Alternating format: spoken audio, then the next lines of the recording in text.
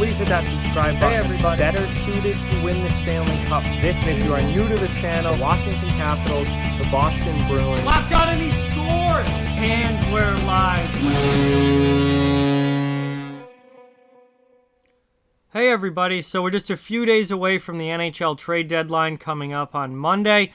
And I just wanted to give a preview of the contending playoff teams in the Western Conference of what they might do at the deadline this year, either over this coming weekend or on deadline day itself on Monday. As you can see, I am wearing my brand new Cale Makar jersey from the Colorado Avalanche. Thought a nice Western Conference video was a good time to break this out. And, I talked about the East in the last video, so if you haven't watched that yet, please go over and check that one out. But now I want to talk about the West. Before I get going, I just quickly want to remind everyone that if you are new to the channel, to please hit that subscribe button and follow along for all my hockey content. Got a lot of great content coming out here over the next few weeks, and then certainly into the playoffs as well. And if you haven't already, please hit that thumbs up button and give the video a like. Both of those things really help out a lot and are very much appreciated. So let's talk about some teams in the West here and what they might do at the deadline. St. Louis right now currently leading the Central Division with 78 points. The Blues have already made one deal, adding Marco Scandella, a depth defenseman, to come help shore up their back end. I think the Blues could be in the market for some scoring. A scoring forward could be on their way to St. Louis, I think, this year. Obviously Tarasenko being injured has been a huge loss for the Blues. They're not a super high scoring team to begin with. Obviously, they are a defense-first team, and that's been very successful for them. But defending Stanley Cup champs, first place in the division right now, obviously they're a very, very good team. I think if they may not do anything, but if they are going to add something, I think it would be a forward up front. I think it would be looking to add scoring. Not sure if they want to pay the high price that Chris Kreider is going to cost at the deadline this year. But they might go for, maybe one step down from that, someone who can score and add some goal scoring to that lineup. Dallas Stars currently in second place in the Central Division with 76 points, just 2 points behind St. Louis. They are going to be looking to add scoring at the deadline this year. If they do anything, I think it's going to be adding a scoring forward. Now, they don't have a lot of cap space to work with, and salary cap obviously plays a big role in this for all teams, because all of these top teams, for the most part, are pretty close to the cap, with only about a couple exceptions. But Dallas is the best defensive team in the league this year. Their goals against per game is lowest in the league. They got a great goaltender in Ben Bishop, a very good backup in Anton Khudobin. Their defense is solid. Their overall team defense is solid.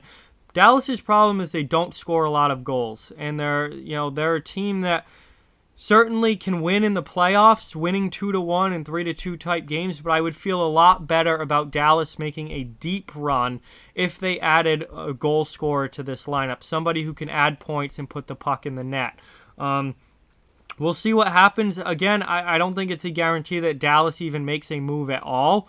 But if they do add something, I think it's going to be goal-scoring related. It's going to be revolving around offense, and they're going to be looking to add somebody else who can put the puck in the net to this already very good defensive group. Colorado, they're in third place right now in the Central with 75 points, just 1 point behind Dallas. Colorado, man, they've been so good this year. They're really young, really hyped up. And they for the most part have lived up to that hype. Injuries have been an issue this year. Mikko Rantanen out long term with the collarbone or shoulder/collarbone injury. Landeskog missed time earlier this year, but he's back. McKinnon, Makar, the young studs of this team. There's been a lot of talk that Colorado might actually make an attempt to bring in goaltending, and you very rarely see this during the season. This is much more of an off-season type move. But there's been talks about them maybe trying to trade for Carey Price of Montreal, maybe them trying to bring in Henrik Lundqvist from the New York Rangers, veteran goaltenders with playoff experience. Colorado is one of the few teams with a lot of cap space, so they could make a big move like that. The only issue with that is that I see is that what would be going the other way? How much would you have to take off of this current team to get somebody like Carey Price? I mean, I'm worried about that. And also, again, these kind of massive moves, especially involving franchise goaltenders, don't usually happen during the season. And that's a very tough thing to get done at the trade deadline and right in the middle of the year. You just don't see it very often. So I almost think, now Colorado certainly I think has questions about their goaltending, and Grubauer's hurt now for the second time this season. He got hurt in the Stadium Series game. Is Pavel Francouz really a guy you want to ride going into the playoffs? Does Grubauer get back before the playoffs? And if he does, how well does he play? There are questions in net for Colorado, and I think for a team that a lot of people I think see being one of the top teams in the NHL over the next decade, I think their biggest question mark probably is goaltending. And we know how important goaltending is at the NHL level. If you don't have top-tier goaltending, doesn't matter how good you are, you're not going deep into the playoffs. So could they make that move? Possibly. I personally don't foresee it happening. I think that's more of an off-season type thing to address. But you know, we'll see. Other than that, I think they could look to add some veteran depth. This is overall a very young team. The core of this group and even the stars of this team, their best players, are all young guys. Nathan MacKinnon, Mikko Rantanen, Gabe Landeskog's still in his mid-20s, even though it feels like he's been around forever. Cale Makar in his first NHL season is already their best defenseman. I mean, this is a team that is led by young players. I think they could use some veteran presence there. Somebody, and I've been saying this is the second year in a row I've been saying this, I think Wayne Simmons would be a fantastic pickup for the Colorado Avalanche. They have the cap space to do it. They don't need him to come in and score goals, because we all know that Wayne Simmons is not the player that he used to be. The offense has pretty much disappeared. That doesn't mean he can't come in and be a leader. He can't come in and be a great veteran presence in the locker room. A guy with a ton of playoff experience from Philadelphia. A guy who can play physical, play tough, drop the gloves, play big boy hockey that you need to play in the playoffs. Wayne Simmons checks all of those boxes. Does he check the offensive box anymore? No. But as far as the leadership and the veteran presence and the physicality, he checks all those boxes. I think Wayne Simmons from New Jersey would be a huge pickup for this group, and he would bring a lot to this team in a bottom six forward role. I think overall with Colorado, it's going to be veteran depth. Maybe they add a veteran defenseman, although I think Ian Cole kind of fills that role very nicely. I look at that forward group and think they could use a veteran forward. Wayne Simmons is the top guy that comes to mind for me, but there are other options out there as well. But I really could see Colorado adding a veteran forward to play in a third or fourth line role and just be a presence on that team and a presence in that locker room. Switching over now to the Pacific, we've got Vegas. They've already added Alec Martinez. They desperately needed defense help. That was like the number one thing that was hindering Vegas this season, was that defense core. They added Alec Martinez, a top four guy. Huge move for them. I think they could still add another defenseman. If Vegas does anything else at the deadline this year, I think it will be adding another defenseman. That D-core before Martinez was pretty rough. Now Martinez is a very, very good, big addition to that, and a very nice addition to that. I think they could add another one. Veteran guy, depth guy to come in, maybe play on the bottom pair and just help them out defensively. I think that's what we'll see Vegas probably go for.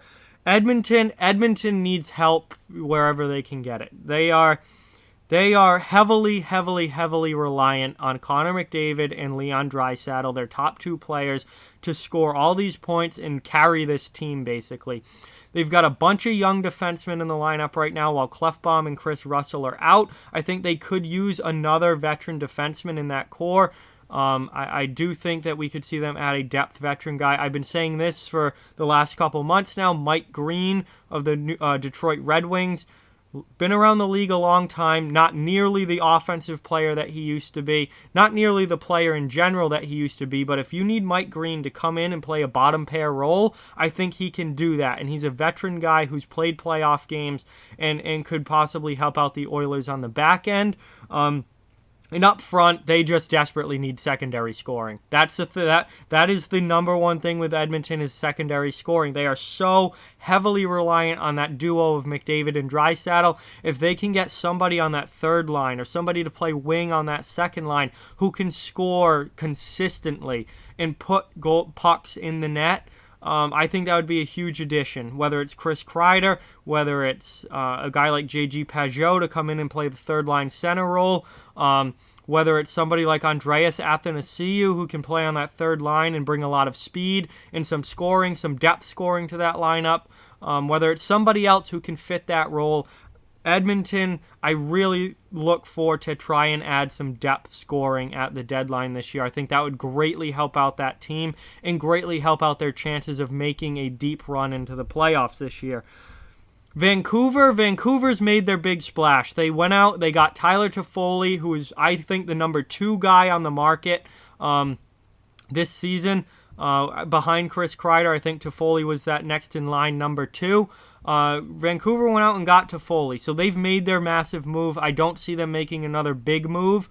They might add some depth pieces. They've got a lot of guys out injured right now. They could add a depth defenseman. They could add a depth forward. I think they may not be all done trading. They might add some depth, but it will be a fourth line, bottom pair D-man type trade. It's not going to be a big move because they've already made theirs. So Toffoli was Vancouver's big move. Winnipeg. So the Winnipeg Jets have already added to their defense. That's obviously been the big issue for them. They added Dylan DeMello. Did not give up a whole lot for him. Only a third-round pick to add Dylan DeMello from Ottawa. Again, Winnipeg might be done. This might be the team that they take for the rest of the season and try and get into the playoffs with. If not, I think it would be nothing more than maybe a depth move as far as Winnipeg's concerned. There's been talk about them, maybe moving Nikolai Ehlers, but again, I feel like that magnitude of a move might be more suited for the offseason and around draft time rather than at the deadline right now. I think if you're Winnipeg going into the playoffs, you probably want Nikolai Ehlers on your team. You don't want to be giving up too much off your current roster just to add another player. Because then the trade kind of washes rather than is more of an addition. So I think Winnipeg will probably, if anything, be looking at depth moves, particularly on the back end, trying to help out that defense still. Calgary's a team that I just don't know. They're a team that could certainly use help in pretty much any aspect. They could use a forward, they could use a defenseman, they certainly could use some depth. If they want to go for a bigger move, I don't think it would hurt for them to add a second line type scorer. Obviously, their top line with Gaudreau, Monahan, and Lindholm's all set, but they need that second line type scorer. That would definitely help them a lot. But you just don't know. Is the right deal out there, or do they end up not doing anything? Calgary's going to be an interesting team to watch because I just, not sure which way they go here at the deadline. Definitely could use some defense depth, that's for sure. That would be helpful for them. They certainly could use some forward depth as well. But, I mean, Calgary's got a lot of options, so we'll just have to wait and see what that team does. And the last team I want to talk about is Arizona. Arizona is a team who went out early in the season, before we even got to trade deadline or talking about the deadline. They made an early season trade for Taylor Hall. A blockbuster deal. As big of a trade as you're going to get in the NHL this season, most likely. They go out and they get Taylor Hall. Right after they get Taylor Hall, their starting goaltender gets injured. Darcy Kemper goes down with an injury, hasn't played since, and Arizona now finds themselves out of the playoffs. They are tied with 68 points with Calgary, but Calgary's played 3 less games. So Arizona right now is the first team out of the playoffs in the Western Conference. This right here that I'm about to say, I'm probably going to give its own video here coming up, maybe when we get past the deadline. This season will be an absolute disaster. And this Taylor Hall trade will be an absolute disaster for the Arizona Coyotes if they don't make the playoffs. The problem is, what can they do? They need their goalie back. That is the thing. Arizona needs Darcy Kemper back. If he doesn't come back, or if he comes back and there's not enough time left to pull into a playoff spot, they are in trouble. This going out and getting Taylor Hall, who's a pending free agent and has not re-signed with Arizona. We don't know if he's going to re-sign with Arizona or not this offseason. If they went out and gave up the picks and the prospects that they gave up to get Taylor Hall, and they don't even make the playoffs, that's an utter disaster for Arizona. So, what can this team do? They already gave up their first-round pick. They already gave up, prospects to get Taylor Hall. Are they going to go out and make a huge splash for another offensive player? I don't think so. Could they add some depth at the deadline? Maybe. Do they just stick with this team and hope that Kemper comes back? Maybe. They really, I can't see them making another huge move. Taylor Hall was their huge move. I really don't know what else they can do on top of that. But Arizona here has got to fight hard to get into the postseason, because if they don't make the playoffs after that Taylor Hall deal, that's an absolute just worst case scenario for the Coyotes. So those are the Western Conference teams I want to talk about. If you notice, I didn't talk about Nashville. I've already talked about Nashville on this channel back at the beginning of the month, so I would just be repeating myself. Nothing's really changed for me on that. With that, that's my preview of the trade deadline for the Western Conference. And we'll see, over this coming weekend and on Monday, on deadline day, what these teams actually decide to do. But that's where I think a lot of these teams are at right now. And with that, like, comment, share, subscribe, follow on social media. All those links are down in the description below. If you'd like to further support the channel, the links to our Patreon and merchandise store are down in the description as well. Keep spreading the word about this channel. Let's keep this thing growing. Thank you very much for watching. Hope you enjoyed the video, and I'll talk to you guys soon.